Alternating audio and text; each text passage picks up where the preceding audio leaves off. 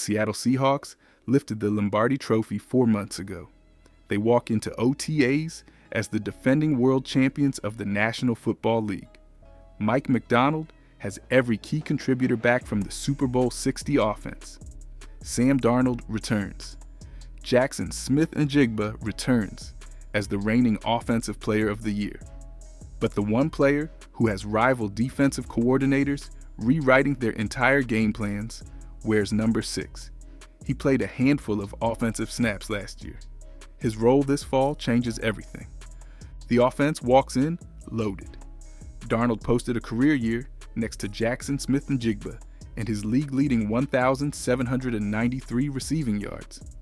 The new offensive coordinator, Brian Fleury, arrives from the same Shanahan tree as Clint Kubiak, so the playbook stays familiar.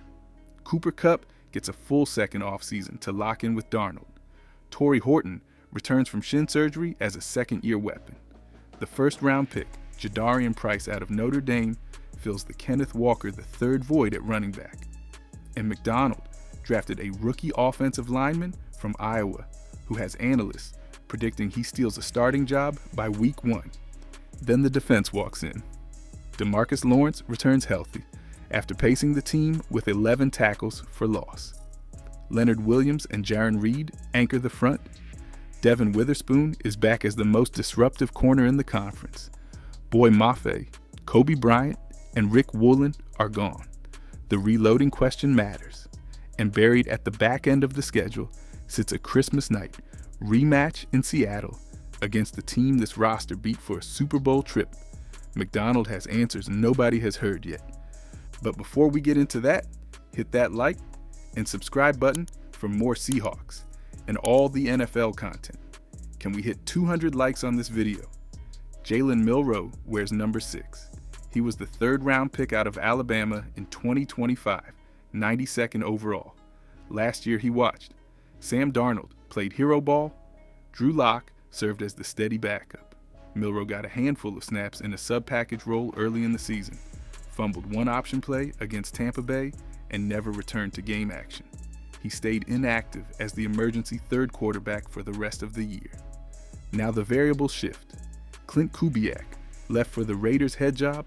Brian Fleury arrives from San Francisco with a Shanahan tree pedigree and a stated mission to keep the system intact. Inside the building, they trust Milroe more than the public realizes. His mechanics improved through year 1 work with quarterbacks coach Tyson Prince, pass game coordinator Jake Peets, and outside trainer Jordan Palmer. The footwork looks tighter on practice film. He runs sub 4.4 speed. He throws the ball 70 yards downfield. Defensive coordinators face a true dual threat package. The OTA question becomes whether Fleury wants to use the package or scrap it. Macdonald hinted in March he still believes Milroe has a designed run role. Watch the personnel groupings. Watch who comes in with the ones.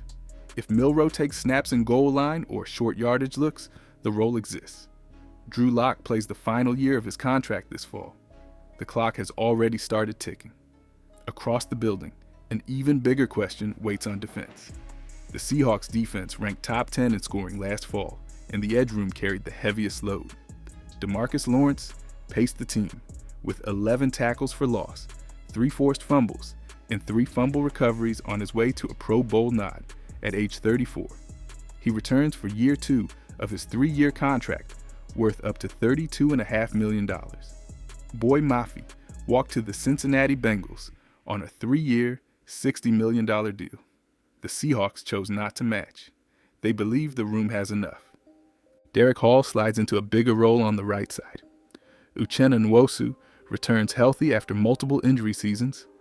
Jared Ivey, Jamie Sheriff, and Connor O'Toole battle for rotational snaps. The bigger storyline lives on the veteran free agent market.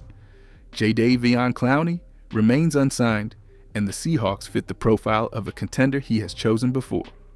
Joey Bosa keeps surfacing in rumors, with ESPN floating the San Francisco 49ers as a possible landing spot beside his brother. Macdonald said the team explored adding an edge in March, and the right matchup never appeared. The window stays open through camp. John Schneider has a long history of late off-season veteran additions, and a Super Bowl champion roster gives any pass rusher a clear shot at January football. Cam Jordan has surfaced as a fallback option. The position is set with or without an outside addition.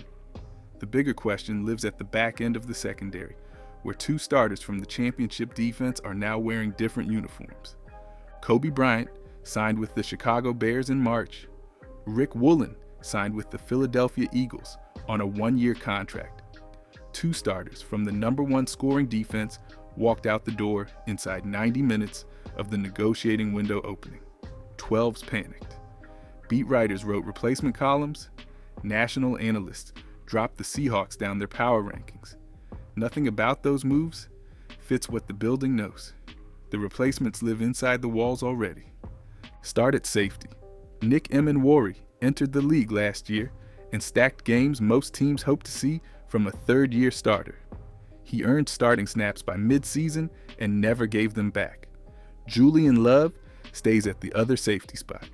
Then come the rookies from the 2026 draft, with Bud Clark out of TCU at 64th overall, and Julian Neal out of Arkansas at 99th overall.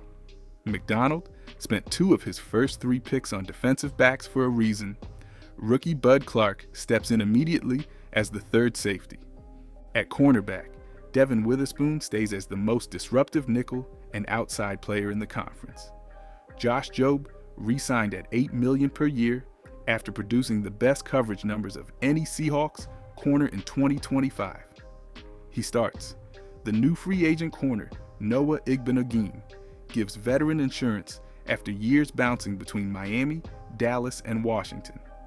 3 rookie corners from the draft round out the depth chart. The position group lost 2 names. It did not lose its identity. The full 8-man draft class adds even more depth at every level. The 2026 draft class went 8 deep, with a clear lean toward speed and depth. Round 1, pick 32. Running back Jadarian Price from Notre Dame.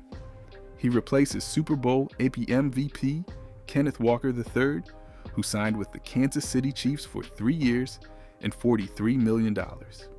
Price split carries with his college teammate Jeremiah Love at Notre Dame and arrives as a rugged downhill runner with 3 down skills. Round 2, pick 64, safety Bud Clark from TCU. Round 3, pick 99, cornerback Julian Neal from Arkansas. Round 5, pick 148, guard Bo Stevens from Iowa, an All-American on the Joe Moore Award-winning line. The Seahawks traded a 2027 fourth-round pick to Cleveland to climb the board for him. Round 6 brought wide receiver Emmanuel Henderson Jr. out of Kansas, a former 5-star running back who ran a 40-yard dash in 4.44 seconds. Round 7 added 3 players. Corner Andre Fuller out of Toledo, nose tackle Devin Eastern out of Minnesota, and corner Michael Dansby out of Arizona. The 8-man class fills holes at every level, but the offensive wrinkle hiding inside Fleury's playbook starts with Jaylen Milroe. McDonald said in March the team has a design package for the second-year quarterback. Fleury comes from the same San Francisco staff behind the Trey Lance designed runs 3 years ago. Read the intent. Milroe gets the goal line and short yardage role this fall. Defensive coordinators around the league already know what is coming. The package nobody saw in 2025 becomes the wrinkle. Defenses will struggle to contain in 2026. The division has noticed. The Los Angeles Rams stay the closest threat. Matthew Stafford signed a 2-year extension worth up to $60 million and brought back his offensive nucleus. Puka Nacua finished second in receiving yards behind Smith and Jigba and lost a tight Offensive Player of the Year vote. Sean McVay still calls the best offensive sequences in the conference. 2 of 3 results from 2025 still went to Seattle.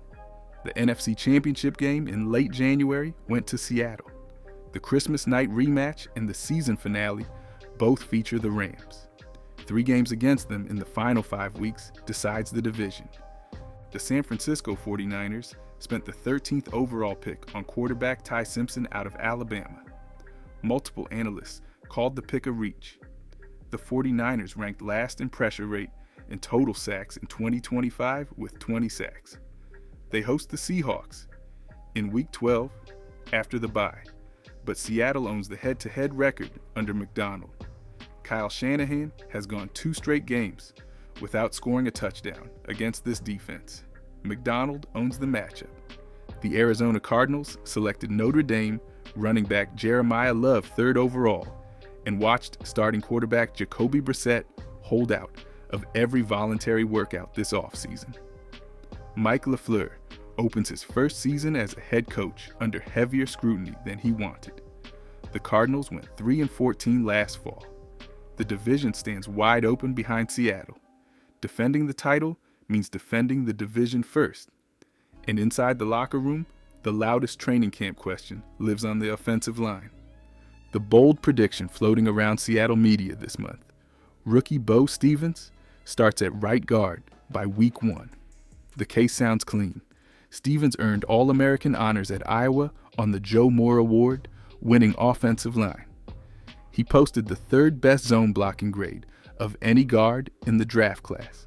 Seattle runs zone blocking. Anthony Bradford enters the final year of his rookie contract with no extension talks in sight. The fit lines up almost too neatly.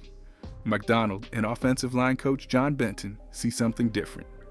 Bradford anchored right guard for the entire Super Bowl run. He started every game next to Jalen Sundell and Abraham Lucas. The locker room knows him. The coaches trust him. Stevens went 148th overall in the 5th round for a reason. His sand and anchor strength needs work against power rushers. NFL guard transitions break rookies who arrived with bigger pedigrees.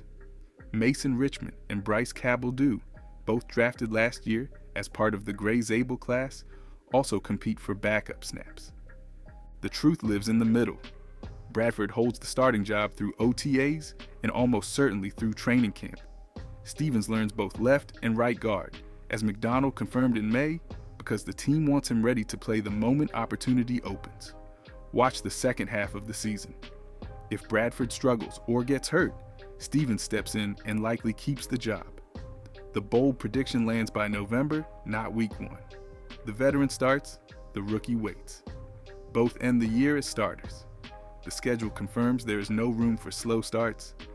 The schedule release dropped this month with a franchise record: 6 primetime games. Week 1 opens on a Wednesday night, September 9th, against the New England Patriots in a Super Bowl 60 rematch at Lumen Field. Drake May and the Patriots arrive after a turbulent Mike Vrabel offseason.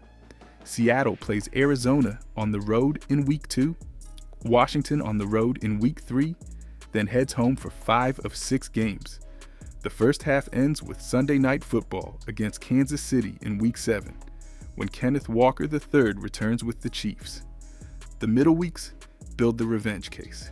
Week 8 on Monday Night Football hosts Kobe Bryant and the Chicago Bears under Ben Johnson and Caleb Williams.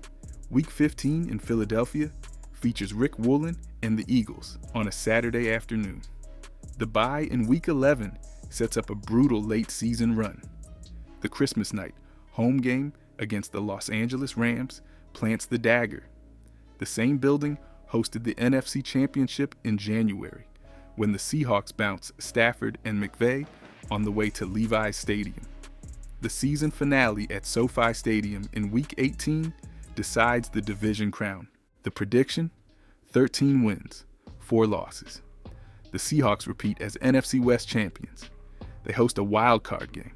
Jackson Smith-Njigba goes for 1,800 receiving yards and wins his 2nd straight Offensive Player of the Year.